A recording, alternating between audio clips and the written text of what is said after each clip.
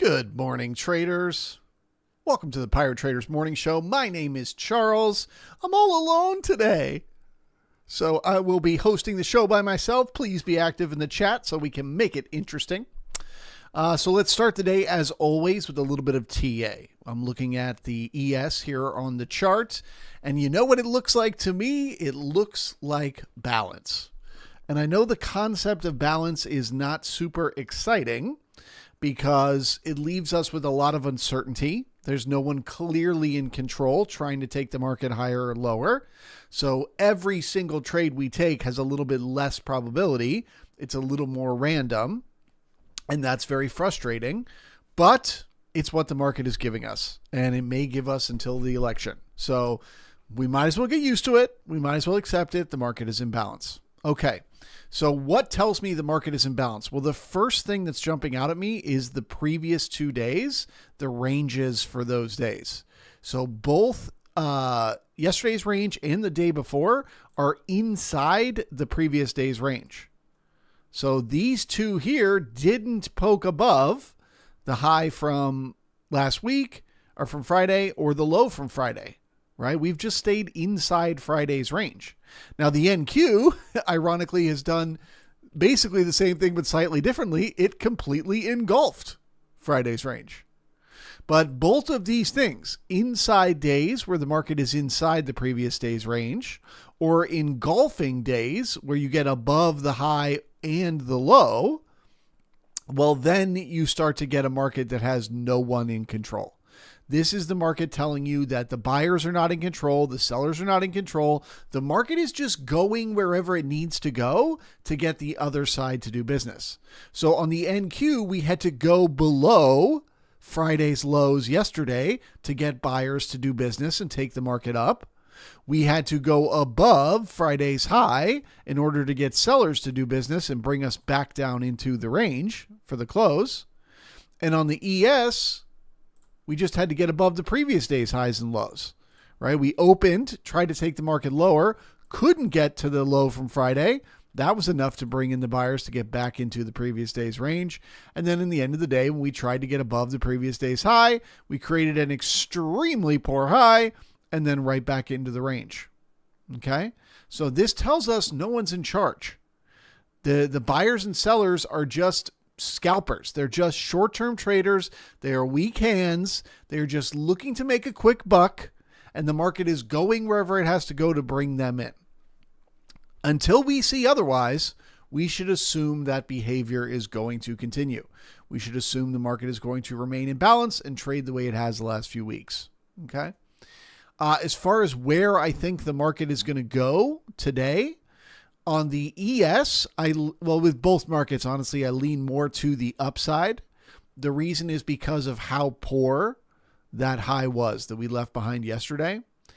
If the market opens and it immediately starts to get new selling below whatever is the overnight low at that point, I would target a move to the base of the single prints at 58.55.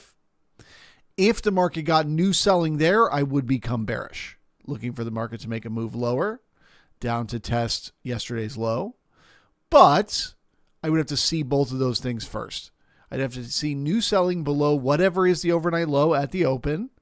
And then I'd have to see us not just backfill those single prints in reverse, but instead get new selling. Anything other than that, and I assume we're coming for yesterday's high. Now, what happens beyond it, I have no idea, right? There was a lot of tug of war, an extremely prominent overnight point of control right smack dab at the poor high. And look at where almost all the volume traded in the overnight range, in the exact same place all the volume traded in the second half of yesterday, when we just stayed stuck. Or like literally we sat at this exact level for like an hour and a half. It was insane. So that's a very important level. There's something happening there. Some sort of market maker did not want this market to go higher. So I could see the market getting back there, but not necessarily that we have to break to the upside. So I would describe myself as slightly, very slightly bullish on the ES, but truly very close to neutral. Now on the NQ, it's a little bit more bullish. The reason is because we have a potential, and at this moment it is just a potential, to break out of the balance that we've been in. I would call that balance area something like this right here. And so we are opening today at the balance area high.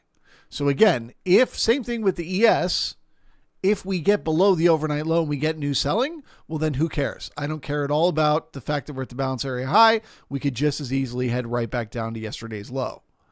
But if we can open and stay above the overnight low, or just look below and fail it, meaning dip below the overnight low and come right back up, if either of those things happen, again, I think there's a good chance we test yesterday's high on the NQ and monitor for continuation higher from there, with the potential to head up to the all-time high. Now, I've been saying that for 2 weeks, that if this thing can break out, it can go to the all-time high. It couldn't break out here, and we came back down. It couldn't break out here. We came back down. Okay, so if we don't break out here, what are we going to do? Come back down, right? There's no part of me that's saying that that's not a scenario that could play out today. But just if you were to put a gun to my head, make me choose whether to go long or short right now, my guess would be higher. Okay. Plenty of time between now and the open for that opinion to change, but that's the way I see it right now. But to tell you the truth, the ES and the NQ just aren't very exciting to me right now. So I thought I'd bring up something that is a contentious topic with the chat. Crypto. So I put up a survey this morning that says, do you trade crypto? 50% of you said no and never will. So to that 50%, I apologize for the next 5 minutes. You may want to go get some coffee. You may not like the next 5 minutes. 25% of you said yes occasionally. 20% of you said no, but I'm considering it. And 5% of you said yes, you trade it all the time. So here is my take on crypto and trading crypto. I would not trade crypto for any fundamental reason. So I wouldn't trade crypto because I think Bitcoin is a digital gold. I wouldn't trade an altcoin because I think that it's a new technology that's going to change the world. None of those things. I would never trade crypto for fundamental reasons. I've been in the game long enough to know that there's always some kind of story. There's always some kind of narrative, and the narrative doesn't matter. It does not matter. All that matters in crypto is price. If price is going up, you will bring in new participants to the crypto market. When Bob goes and makes a ton of money, he buys some crypto on Wednesday, and by Monday morning, he's up, $10,000. He's going to go into work and he's going to tell his friends, and then they're going to feel FOMO and they're going to want to buy Bitcoin. Now, maybe they won't buy it right there. Maybe they'll wait another week and they'll hear about somebody else making money, and then another week and they'll hear about somebody else. And then somebody will be posting their Lambo on Instagram. And before you know it, all these other people start to join the party and they start to buy crypto. It is easier to buy now than it has ever been before, especially with the ETFs, right? You don't even have to buy Bitcoin itself. You can just buy the ETF. So it has truly never been easier to bring in new participants into this market. On top of that, you have both presidential candidates are pro Bitcoin. So it doesn't matter for the Bitcoin market which one wins the election. It's bullish in both cases. Okay. It's a new technology. It's being seen as a new technology. It will be adopted as a new technology. But above and beyond all else, what motivates moves in crypto is moves in price. So I just wanted to take a second and I'm not trying to create any FOMO. I am definitely not trying to say, go out and buy a bunch of Bitcoin today. Okay. But I just want you guys to recognize that we have made new all-time highs in the crypto market. After literally the better part of a year of sideways, almost a year of sideways, we are finally breaking out of the range. We are finally making higher highs, and we finally have a new all-time high. Now, I just want to give you some context. This is not a prediction for what the market will definitely do in the future, but I just want to zoom out and show you on a weekly chart throughout the history of Bitcoin.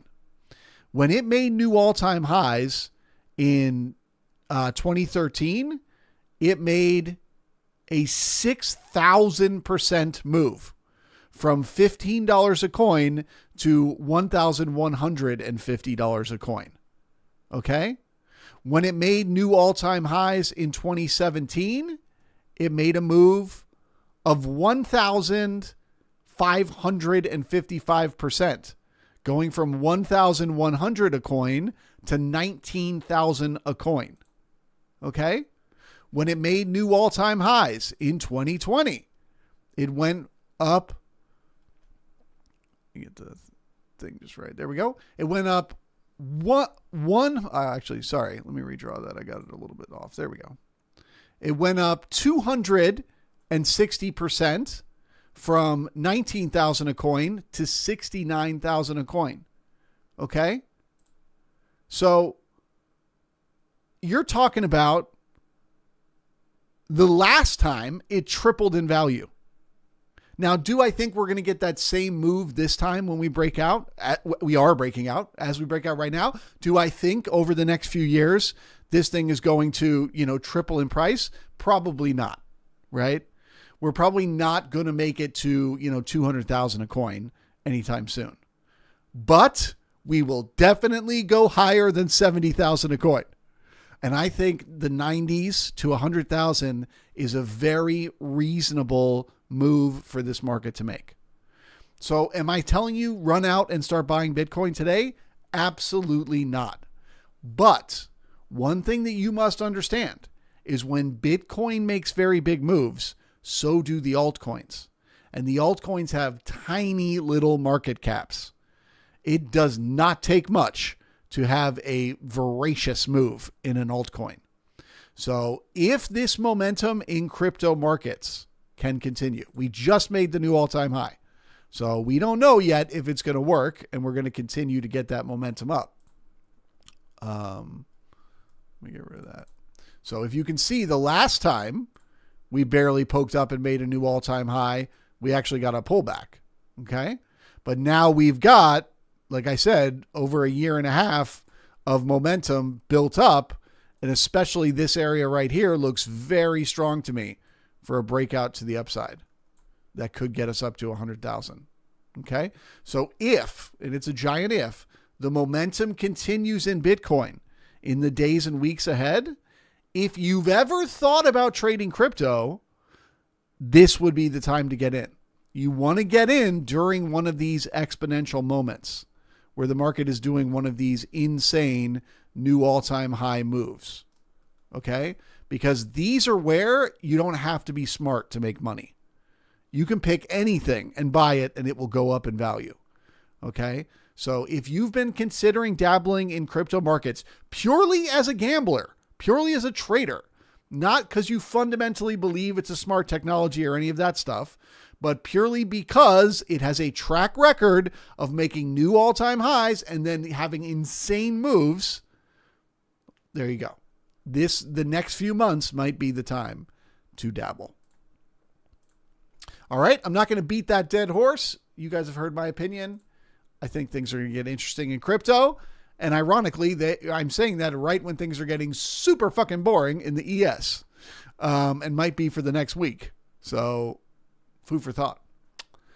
All right. Well, that is all I have for you. Let me jump into the questions here and see if anybody's got anything for me since it's just us hanging out. Good morning to Will and Kevin. Thob says, I can't trade this market. We inside the last week's range. And with earnings in play, market is doing whatever it wants. Yes, I would say market is doing a lot of random things because there is no one in charge, the buyers or the sellers. It can reverse at any moment. It can be looking like it's going to break lower and then spend the day going up. It can look like it's going to break higher and then spend the day going down.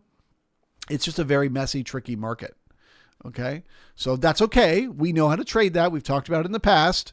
We are patient with our entries. We don't force trades, especially first thing in the morning. But by the time we get to the afternoon, there are always low risk opportunities near the highs and lows of the TPOs. I said it yesterday, and look at yesterday, right? Reversal at the I period low, right at the E, C, and D period highs, right? Reversal at the K, L, and M period highs, all exactly the same place. M period low, reversal right at the F period low.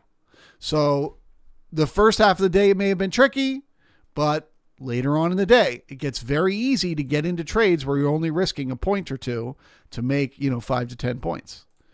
That is a profitable system, as long as you don't lose money before the opportunities come.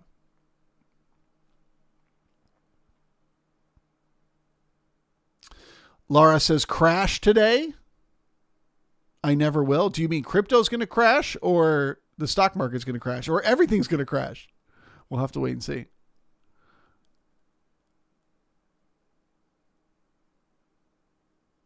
Debbie B in the house. Willie T is here. Bill K.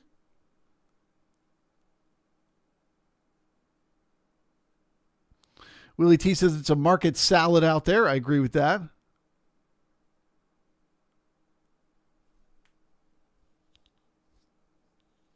Laura saying NQ is going to crash.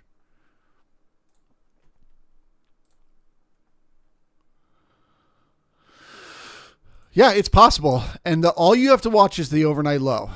We've still got another 15 minutes till the market opens, so this may not be the overnight low at the time. But wherever the overnight low is, if the market opens and stays above it, bullish. If it dips below it and comes back, bullish. If it dips below it and gets new selling, crash.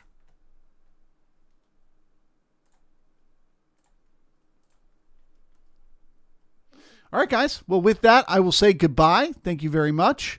And I look forward to seeing you all in the Brigade live stream. If you are not a member of the Brigade, you should consider joining. There's a link in the description. It costs $10 a month.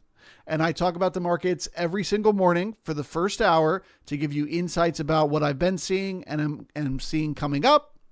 It's a great value for $10. So if you're not a member, consider joining. Thank you very much. We'll see you tomorrow.